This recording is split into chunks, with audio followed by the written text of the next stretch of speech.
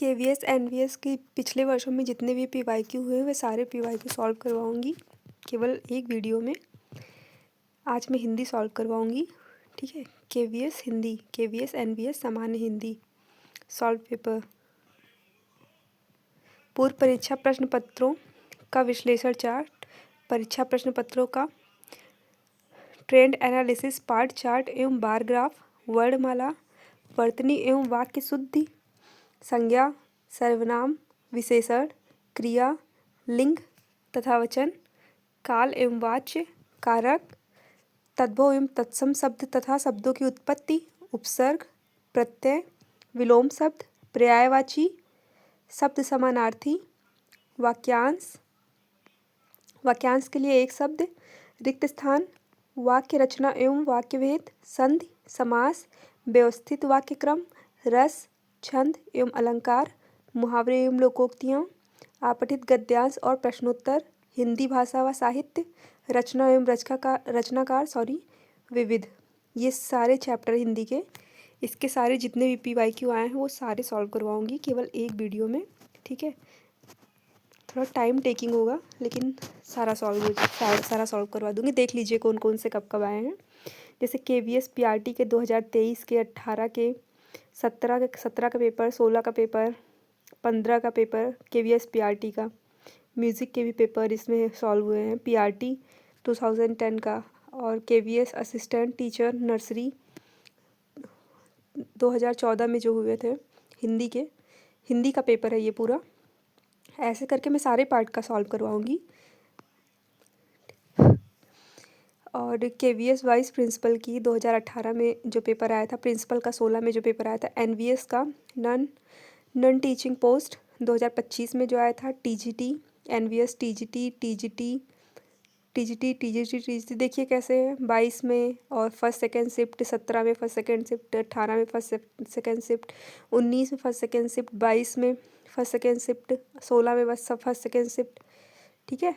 DSSB, TGT, PGT, PRT, ये सब आप लोग देख लीजिएगा, ठीक है। सभी नोट्स भी दिया हुआ है, पढ़ लीजिएगा। इसमें टोटल मिला के 1840 क्वेश्चन है पीवाईक्यू इसमें। ये आप सॉल्व कर लेंगे तो इतना समझिए केवीएस में आपका 50% तो अच्छे से कन्फर्म ही हो जाएगा। बाकी 50 नहीं 60% क्वेश्चन तो आपके सॉल्व ही हो जाएंगे।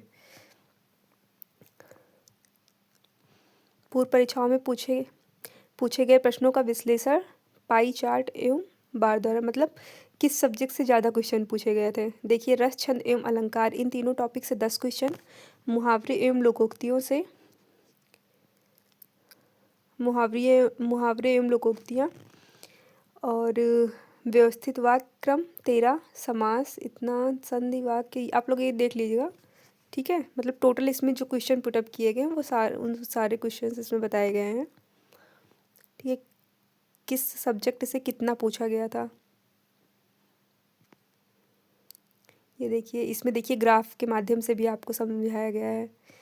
आप स्क्रीनशॉट ले लीजिएगा, मैं धीरे धीरे स्क्रॉल कर रही हूँ इसीलिए। चलिए पहला पढ़ते हैं, वर्णमाला। ठा वर्ड का उच्चारण स्थान है ठा वर्ड का, ठा, टा, ठा, डा, ढा, डा, मतलब मूर्धन्य। कंठ का, खा, गा, घा, अंगा, ये कंठ है। तालव्य किसे कहते हैं, च, छ, ज, झ, इया, तालव्य। मूर्धन्य टा, ठा, डा, ढा, डा। दंत ता, था, दा, धा, देखो दा आता है, बीच में दा आता है तो दंत हो गया, ठीक है। मूर्धन्य टा, ठा, डा, ढा, डा, जिसमें डा आएगा वो मूर्धन्य, ठीक है। तालव्य, तालव्य में च, छ, ज, झ, इया, इया आता है ना, तो जो देखो लास्ट में जो इया बना हुआ है उसमें आधा व्य आता है, तालव्य आधा वा आया ना। ऐसे ही ट्रिक लगा लिया करिए। जैसे कंठ है, कंठ तो आगे का आता है, का, खा, गा, घा, अंगा, ठीक है। का से स्टार्ट होता है तो कंठ हो गया। निम्नलिखित में स्वर की मात्राओं की दृष्टि से अशुद्ध शब्द है। सिंधूर्मी, स्वर की मात्राओं की दृष्टि से सिंधूर्मी अशुद्ध है। सिंधु प्लस ऊर्मी, सिंधूर्मी शब्द, ठीक है। ना वर्ड का उच्चारण स्थान है, ना वर्ड का, टा, ठा, डा, ढा, ना, है ना, अभी बताया था मैंने ना। ता, था, दा, धा, ना, टा, ठा, डा, ढा, डा, ता, था, दा, धा, ना, ता, था, दा, धा, ना, दा आया बीच में। दंत, ना वर्ड का उच्चारण किस में होगा, दंत में, ऑप्शन डी। नक्षत्र शब्द में संयुक्ताक्षर है। नक्षत्र में संयुक्ताक्षर कौन सा होगा? न, क। देखो छा को कैसे, छा संयुक्त वर्ड है, ठीक है। और इसमें क्या संयुक्त वर्ड होता है, किन किन वर्डों से मिलके बना होता है? तो ये का और शा, खट्टी सा वाला शा, ठीक है। और त्रा जो होता है वो ता और रा से बना होता है। ना प्लस का धन शा और त्रा ता धन रा, ठीक है। तो ऑप्शन बी आपका सही हो जाएगा। देख लीजिए इसमें एक्सप्लेन किया गया है। छा जो बना होता है का शा से बना होता है, ता बना होता है ता रा से बना हुआ होता है, जा बना होता है वो सॉरी ज्ञा बना होता है जा इया। निम्नलिखित में चा वर्ड का उच्चारण स्थान है। चा छा जा झा इया, ठीक है। इया आया था तो मैंने कहा था चा छा जा झा इया वो है, तो ये बीच में वो वैसे बन जाएगा इया, उसको थोड़ा पलट देंगे तो तालव्य हो जाएगा, ठीक है। तो क्या हो जाएगा? तालव्य। सर्वज्ञ शब्द में संयुक्त व्यंजन ज्ञा वर्डों के योग से बना होता है। सर्वज्ञ शब्द में संयुक्त व्यंजन ज्ञा ज्ञा जा इया जा इया जा इया। ऑप्शन ए, ठीक है। Option A. वर्ण और उच्चारण स्थान की दृष्टि से निम्नलिखित में से असंगत युग्म है। ओष्ठ, ठीक है। वर्ण और उच्चारण स्थान की दृष्टि से विकल्प डी असंगत युग्म है। हा कंठ, सा तालव्य, ड ठ ठ ढ मूर्धन्य, सा दंत। निम्नलिखित में से पा वर्ड का उच्चारण स्थान है। पा फा बा भा मा। पा का मैंने क्या बताया था? ओष्ठ ना, पा फा बा, ऐसे पूरा उच्चारण करिए पा फा बा भा मा। तो देखिए दोनों लिप्स आपस में टच हो रहे हैं ना, तो ओष्ठ हो गया, मतलब ओष्ठ होंठ आपके टच हो रहे हैं, ठीक। तो पा फा बा भा मा। दंत, ता था दा धा ना, दंत में दा आया। कंठ, का से शुरू हुआ तो इसलिए कंठ। तालव्य, तालव्य में आधा वा या लिखा है ना, तालव्य हुआ तो आधा वा है तो मतलब इया होगा, तो चा से लेके जा तक बस याद हो गया। त्रिवेणी शब्द में त्रा वर्णों के योग से बना होता है। त्रिवेणी, ठीक है। त्रा जो होता है वो तारा तारा, ठीक है। तारा जो ता होगा तारा, रा में नहीं, रा में नहीं होगा, रा में हलंत नहीं लगेगा, ता में हलंत लगेगा प्लस और रा। Option C. ये सब मैंने अभी पहले बताया है, आप लोग देख लेना, ठीक है। निम्नलिखित में से उच्चारण की दृष्टि से असंगत युग्म है। असंगत युग्म मतलब इसमें से कौन सा सही नहीं है? ऑप्शन सी नहीं सही है, या मूर्धन्य है। मूर्धन्य क्या है? अभी मैंने बताया था आप लोगों को, टा ठा डा ढा डा, ठीक है, मूर्धन्य। और ना, ना ता था दा धा ना, ये किस में आएगा? ना, दंत। और खा, घा, घा किस में आएगा? क ख ग घ, ठीक, घा क ख ग घ, कंठ, ठीक है। पा फा बा भा, बा की बात कर रहा है, पा फा बा भा मा, ये ओष्ठ में आएगा। बोल उच्चारण करिए, शुद्ध उच्चारण करिए, खुद ही समझ जाएंगे। देखिए KVS PRT शिफ्ट 2 में पूछा गया है। छा वर्ण किन वर्णों के संयोग से बना है? निम्नलिखित विकल्पों में से सही विकल्प की पहचान कीजिए। छा वर्ण,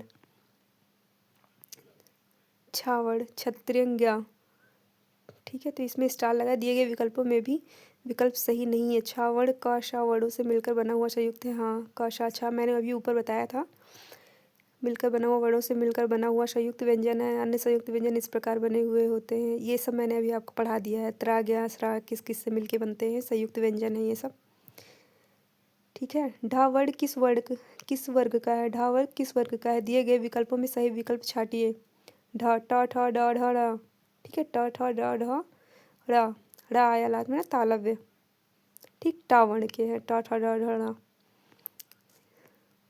भाषा की सबसे छोटी इकाई की पहचान निम्नलिखित विकल्पों में से कीजिए। भाषा की सबसे छोटी इकाई कौन सी होती है? ध्वनि होती है, ठीक है। चलो मैं एक्सप्लेन भी कर देती हूँ। भाषा की सबसे छोटी इकाई को ध्वनि कहते हैं। लघुत्तम वाक् ध्वनि को वर्ण कहते हैं। वर्ण उस मूल ध्वनि को कहते हैं जिनका खंड ना हो। वर्ण किसे कहते हैं? जिनका खंड नहीं होता है, जैसे आ ई चा वा का, ठीक है।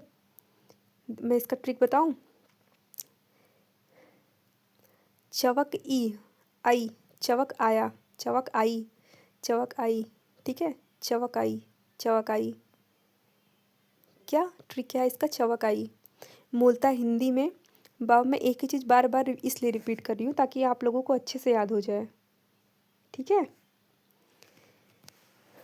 मूलतः हिंदी में 52 वर्ण हैं। वर्णों के उच्चारण समूह को वर्णमाला कहते हैं। वर्णों के उच्चारण समूह को क्या कहते हैं? वर्णमाला कहते हैं, या फिर वर्णों के व्यवस्थित समूह को वर्णमाला कहते हैं।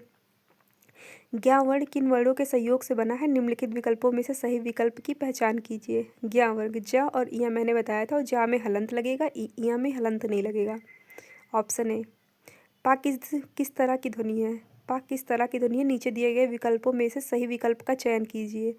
पा, फा, बा, भा, मा। ठीक है, मैंने बताया था ना, पा, फा, बा, भा, मा। तो ये ऑप्शन सी ओष्ठ है। किसी स्वर की सहायता से उच्चारित होने वाले वर्ण क्या कहलाते हैं? निम्नलिखित विकल्पों में से उपयुक्त की पहचान कीजिए। किसी स्वर की सहायता से उच्चारित होने वाले स्वर क्या कहलाते हैं? व्यंजन कहलाते हैं। स्वर की सहायता से जिनका उच्चारण हो वो व्यंजन कहलाता है। वर्णमाला हिंदी किस लिपि में लिखी जाती है? वर्णमाला जो हिंदी होती है वो किस लिपि में लिखी जाती है? देवनागरी लिपि में। ये आप लोग को अच्छे से पता है, एक्सप्लेन कर देती हूँ। वर्तमान हिंदी देवनागरी लिपि में लिखी जाती है। भारत की सभी लिपियाँ मुख्यतः ब्राह्मी लिपि में है।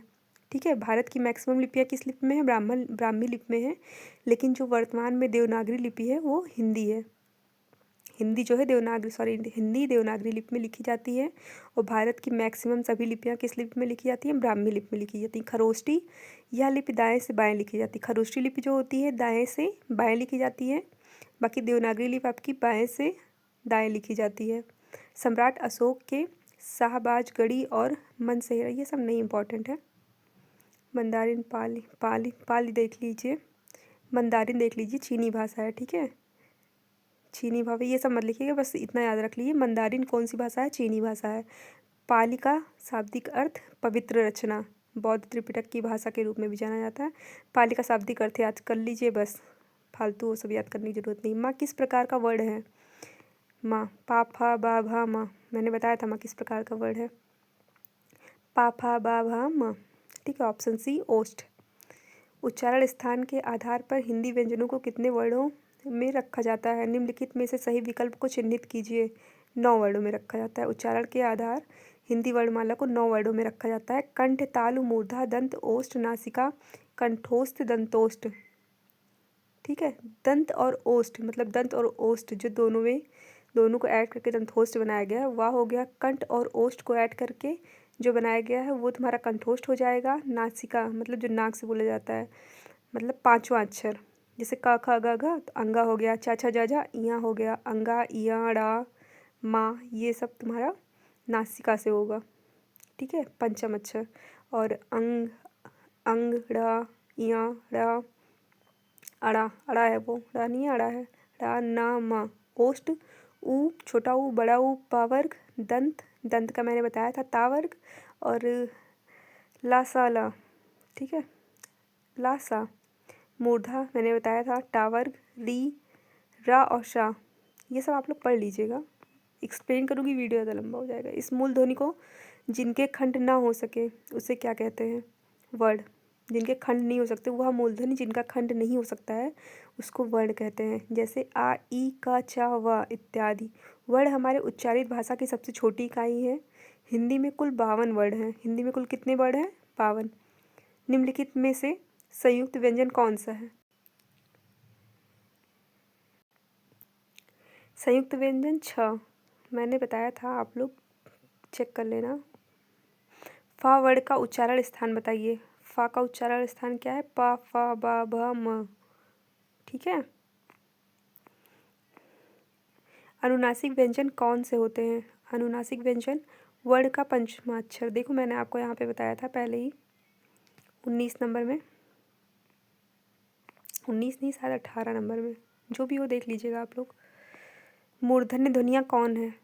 मूर्धन्य ध्वनियाँ, मूर्धन्य मतलब टा वर्ग, टा, ठा, डा, ढा, डा। ठीक है, टा, ठा, डा, ढा, डा।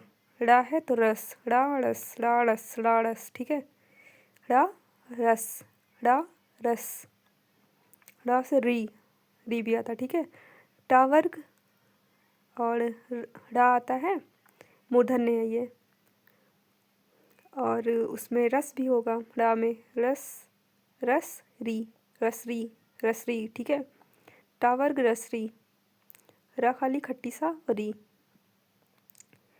आप लोग इसको याद जरूर कर लेना। कंठोष्ठ में ओ औ, कंठोष्ठ ओष्ठ आ गया ना, ओष्ठ में ओ औ ही आएगा।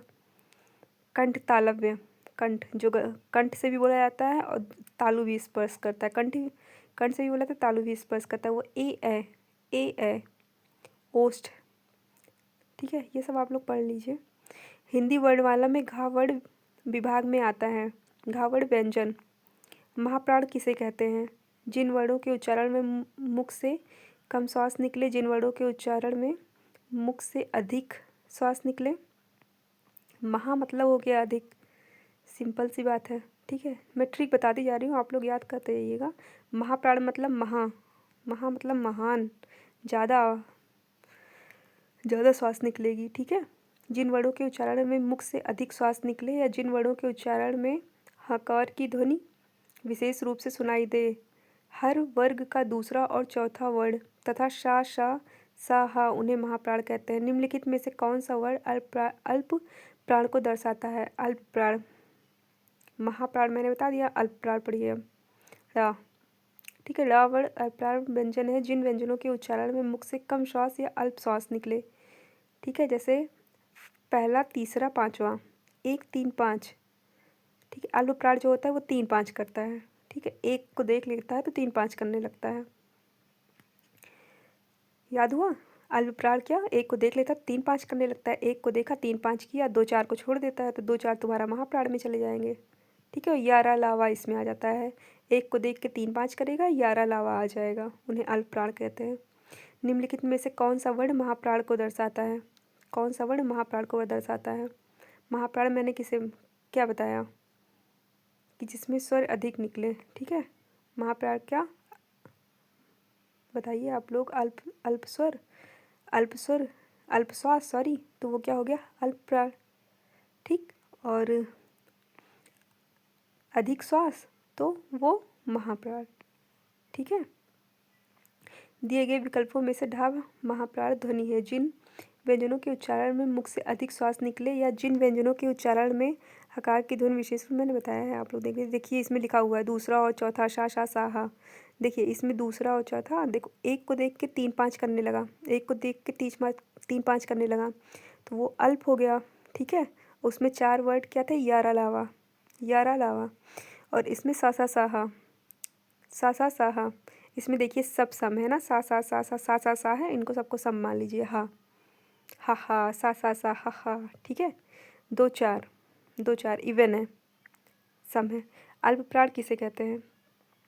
जिन वर्णों के उच्चारण में मुख से कम श्वास निकले अल्प प्राण है, और जिसमें श्वास अधिक निकले वो क्या है? महाप्राण है। निम्नलिखित में से कौन, देखिए मैं बार बार रिपीट कर रही हूँ। ठीक है, अगर आप ये वीडियो 2 3 बार भी देखोगे तो फिर भी आपको रट जाएगा। निम्नलिखित में से कौन सा वर्ण अघोष व्यंजन है? चा। अघोष व्यंजन क्या है? चा। अघोष और सघोष। अघोष क्या होता है? चा वर्ण अघोष व्यंजन है। ठीक है, प्रत्येक वर्ण का पहला और दूसरा अघोष, आ पहले आया ना, अघोष मतलब इवन। और फा सा शा सा, इसमें तीनों सा आएगा और फा आएगा। ठीक है, इवन नहीं होगा, पहला और दूसरा 1 2 इसमें होता है अघोष में, और सघोष में 3 4 5। इसमें इवन ऑड नहीं होता है, इसमें क्रम से होता है। अघोष में 1 2 और अघोष में 1 2 और सघोष में 3 4 5। ठीक, और उसमें अल्प प्राण में, महाप्राण में, अल्प प्राण में 1 को देख के 3 5 करेगा। ठीक है, और महाप्राण में आपका इवन हो जाएगा। निम्नलिखित में से कौन सा वर्ण अघोष व्यंजन है? अघोष व्यंजन कौन सा वर्ण है? टा वर्ण अघोष व्यंजन है, जबकि बा भा मा सघोष व्यंजन है। निम्नलिखित में से कौन सा वर्ण घोष व्यंजन है? डा। मैं इसकी पूरी थ्योरी करवा दूंगी। ठीक है, आप लोग परेशान मत होना। निम्नलिखित में से कौन सा वर्ण, पूरी बुक ही कंप्लीट करवा दूंगी मैं, अघोष व्यंजन है? छा। हिंदी की देवनागरी लिपि में कुल कितने वर्ण हैं? 52। हिंदी की देवनागरी लिपि में कुल कितने स्वर हैं? देवनागरी लिपि मतलब हिंदी जो होती है वो देवनागरी लिपि में लिखी जाती है, इसलिए उसको देवनागरी लिपि बोलते हैं। हिंदी की देवनागरी लिपि में कुल कितने स्वर होते हैं? हिंदी की देवनागरी लिपि में कुल कितने स्वर होते हैं? 11। 11 स्वर कौन से होते हैं? छोटा बड़ा, छोटी बड़ी, छोटा बड़ा, और ये आए वो आओ। ठीक है, अंगाहा छोड़ के बाकी आ से लेके औ तक। ट्रिक सीखो, ट्रिक सीखने से ही आता है। कोई रटता नहीं है बैठ के, रटने से कुछ नहीं होता है, रटने से नहीं आता है। हिंदी की देवनागरी लिपि में कुल कितने अनुस्वार होते हैं? 1। ठीक है, कितने अनुस्वार होते हैं? 1 होते हैं। हिंदी की देवनागरी लिपि में कुल कितने विसर्ग होते हैं? 1। अनुस्वार कितने होते हैं? 1। विसर्ग कितने होते हैं? 1। अनुस्वार और विसर्ग 1-1 होते हैं। हिंदी की देवनागरी लिपि में अनुस्वार और विसर्ग कितने होते हैं? 1-1 होते हैं। वर्णमाला आपका कंप्लीट हो चुका है। दूसरा चैप्टर है आपका वर्तनी एवं वाक्य शुद्धि। वर्तनी एवं वाक्य शुद्धि